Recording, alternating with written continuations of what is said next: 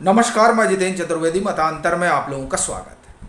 वसीम बरेलवी साहब का एक बड़ा मशहूर शेर है। वो झूठ बोल रहा था इतने सलीके से कि मैं एतबार न करता तो क्या करता। ये जो लाइनें हैं ये अरविंद केजरीवाल पर बड़ी सटीक बैठती हैं। वह इसलिए चूंकि उम्मीदों का पहाड़ बुनने में वो महारथियां भी। अलग बात है कि जब वो पहाड़ दरकने लगता है तो सरकार हिलने लगती है, जैसा इन दिनों पंजाब में देखा जा रहा है। और फिर उसको बचाने के लिए ऑपरेशन लोटस जैसी कहानी गढ़ी जाती है। और ये तमाम चीज़ें आप लोग जानते हैं, इस सब पर हम लोग चर्चा कर चुके हैं। अभी वो गुजरात में उस पहाड़ का ताना बाना बुन रहे हैं और उसी के तहत वो अभी दलित विमर्श पर खासा केंद्रित है। बड़ी बात कर रहे हैं कि देखिए इन लोगों के बारे में तो कोई चिंता करता है नहीं। ये कुछ वैसे ही है जैसे एक बारगी जनजातीय समाज की चिंता को लेकर ये सूखे जा रहे थे। और तब जिन्हें आज उन्होंने सह प्रभारी बनाया है गुजरात का, राघव चड्ढा साहब, वो एक यूट्यूब चैनल से इंटरव्यू में वो ये कहते हैं कि देखिए अगर बड़े बाबू को आप हटा सकते नहीं तो वो बहुत अच्छा काम कर रहा है, तो उसको यहाँ वहाँ उन्होंने बताया और कहा कि अगर उसको पनिशमेंट करना है तो आप क्या करिए, उसको ट्राइबल डिपार्टमेंट दे दीजिए। इससे समझ में आया था कि दरअसल आम आदमी पार्टी जनजातीय समाज को लेकर किस तरह का विचार रखती है। ये अलग बात है कि इसके बाद भी उन्होंने भारतीय ट्राइबल पार्टी से समझौता किया, लेकिन मालूम पड़ता है कि भारतीय ट्राइबल पार्टी को समझ में आ गया कि आम आदमी पार्टी के साथ आगे तक नहीं चल पाएगा। उन्होंने अपना संबंध तोड़ लिया और ये अब पब्लिक डोमेन में है भी। तो कुछ उसी तरह का विमर्श जो है वो दलित समाज को भी लेकर है। और जब ये बात कह रहा हूं तो उसके पीछे की एक वजह है। दिलीप मंडल साहब का एक ट्वीट है। अब उनको लेकर आपका और किसी का अपना आग्रह दुराग्रह हो सकता है, मैं उस पर नहीं जाऊंगा, लेकिन वो जो लिख रहे हैं वो बड़ा सटीक है। और ये ट्वीट उनका आज का नहीं, ये ट्वीट उनका पुराना है, लेकिन वो दरअसल आम आदमी पार्टी के सरोकार को उजागर करता है। वैसे ही जैसे जब पंजाब में सरकार बनी आम आदमी पार्टी की, तब उन्हीं के भीतर से, और ये खबर भी आई थी, उन्हीं के भीतर से ये आवाज़ उठी कि साहब आप दलित विमर्श की बात करते हैं और पंजाब में तो सबसे ज़्यादा आबादी है और वो लोग आपके साथ खड़े भी रहे। लेकिन जब पहली बार राज्यसभा 5 लोगों को भेजा गया जिसमें चड्ढा साहब भी थे, तो उसमें क्यों दलित समाज का ध्यान नहीं रखा गया, ये सवाल उठा था। फिर सवाल ये भी उठा कि जो इनकी टॉप लीडरशिप है, आला कमान है, उसमें कितना प्रतिशत उस चेहरे का है जिसकी बात ये करते हैं। और अब वहाँ गुजरात में ये इस बात की चर्चा कर रहे हैं कि साहब हम तो बड़ा सरोकार रखते हैं और समाज के लोगों को इन्होंने दिल्ली बुलाया है भोजन के लिए। और जब वो ये तमाम कवायद करते हैं तब मंडल साहब का वो ट्वीट याद आता है और वो मैं आपको पढ़ के सुनाना चाहता हूँ। वो ये लिखते हैं कि दिल्ली में राज्य सरकार की स्कीम है कि वह हर साल SC ST OBC के 100 स्टूडेंट को विदेश में पढ़ाई करने में मदद करेगी। अब शर्त क्या है?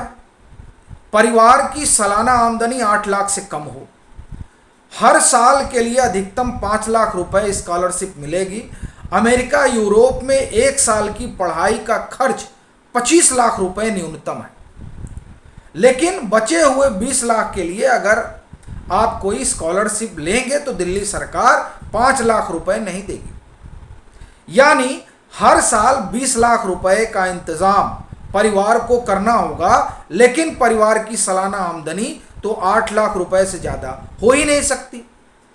इस स्कॉलरशिप की शर्तें पूरा करना लगभग असंभव है और इसे शास्त्रों में केजरीवाल मॉडल कहा गया है। ये दिलीप मंडल साहब लिख रहे हैं। बड़े दलित चिंतक हैं और तमाम तरह की वो बातें करते रहते हैं। इस वजह से एक वर्ग है जो उनको नापसंद भी करता है, लेकिन हम उस पसंद नापसंद पर नहीं जा रहे हैं। हम ये कह रहे हैं कि आप देखिए कि इस तरह की चीज़ें हैं जब तमाम विमर्श की बात करते हैं।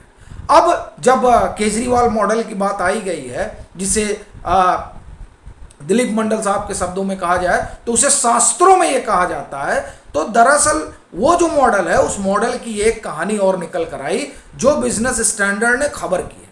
और वो खबर आपको चौंकाएगी। वो इसलिए चूंकि उसमें 7 अस्पतालों का जिक्र किया गया है जिसका काम बड़ा धीमा चल रहा है और उसका काम पूरा नहीं हो पाया। उसमें से एक अस्पताल है किराड़ी वाला। किराड़ी अस्पताल की चिंता बात इसलिए कर रहा हूं चूंकि उसको लेकर बड़ा शोर मचा था और कहा गया कि साहब तमाम आरोप झूठे हैं। और ये वही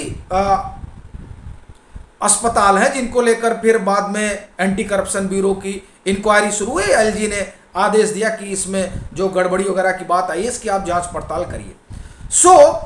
वो जो अस्पताल है उनमें जो किराड़ी की कहानी है वो आप देखिए कि उसको लेकर बिजनेस स्टैंडर्ड क्या कह रहा है।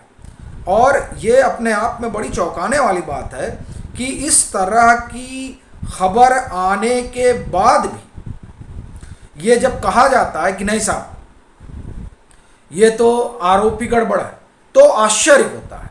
क्योंकि जो बिजनेस स्टैंडर्ड की खबर है वो खबर कहती है कि जो सरकारी डाटा है दिल्ली सरकार का उसके हिसाब से अभी तो इसका कामकाज शुरू भी नहीं हुआ है। और यही बात तब मनोज तिवारी कह रहे थे कि साहब इसका कामकाज तो जो है कागजों पर अस्पताल भले बन गया हो, अभी तक जमीन पर तो ये नहीं दिखाई दे रहा है। तब किस तरह का माहौल था उससे आप लोग वाकिफ होंगे। तो एक तो इनका किस्सा ये हो ही गया।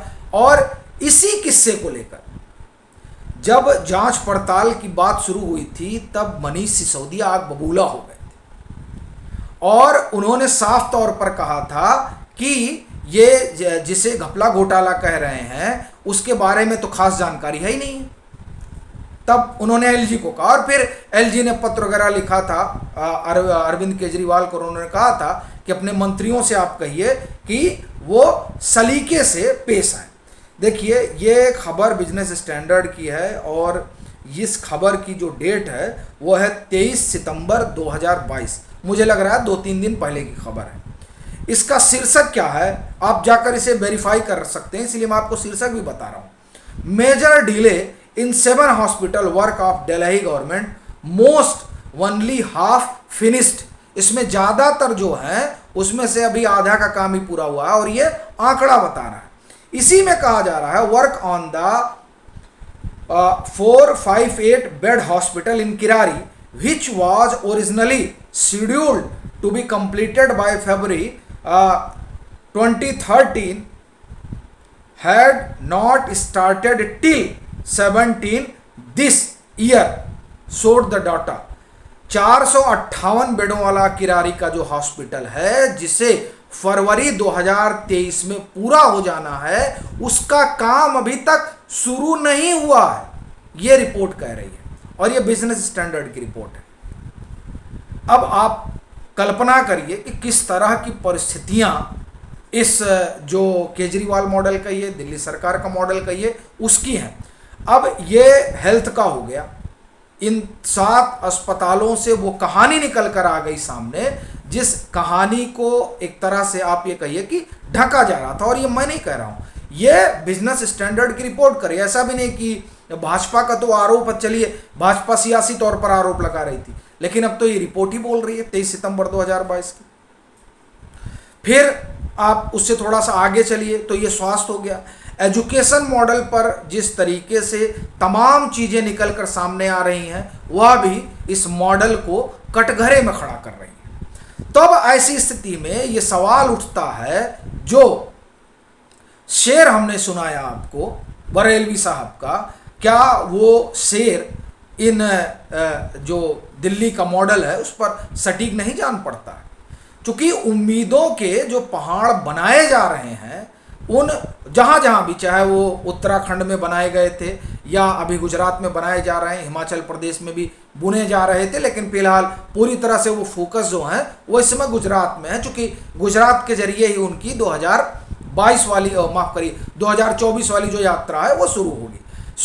अब वहाँ इस तरीके का जो ताना बाना बुन रहे हैं, तो उस ताने बाने में आप देखिए कि किस तरह की चीज़ें आ रही हैं। वहाँ भी वो कह रहे हैं कि 18 साल से ऊपर जितनी माँ बहनें हैं उनको 1000 रुपये या 2000 रुपये संभवतः दिया जाएगा, और यही वादा उन्होंने पंजाब में भी किया था। क्या वो पूरा हो पाया? तो ये जो वादों के अंबार खड़े किए जा रहे हैं, इन अंबारों के जरिए अरविंद केजरीवाल की सियासत कितने समय तक चलेगी, ये अपने आप में बड़ा सवाल है। लेकिन ये सब जो हो रहा है और उसके बाद जिस तरह से इनकी पोल पट्टी खुल रही है, ऐसी स्थिति में ये उस जनता से कैसे मुखातिब होंगे जो इनसे बड़ी उम्मीदें पाले हुए बैठी है। अभी के लिए फिलहाल इतना ही। अगर आप मतांतर से नहीं जुड़े हैं तो जुड़िए, वीडियो को लाइक कीजिए, शेयर कीजिए और अपने सुझाव जरूर साझा कीजिए।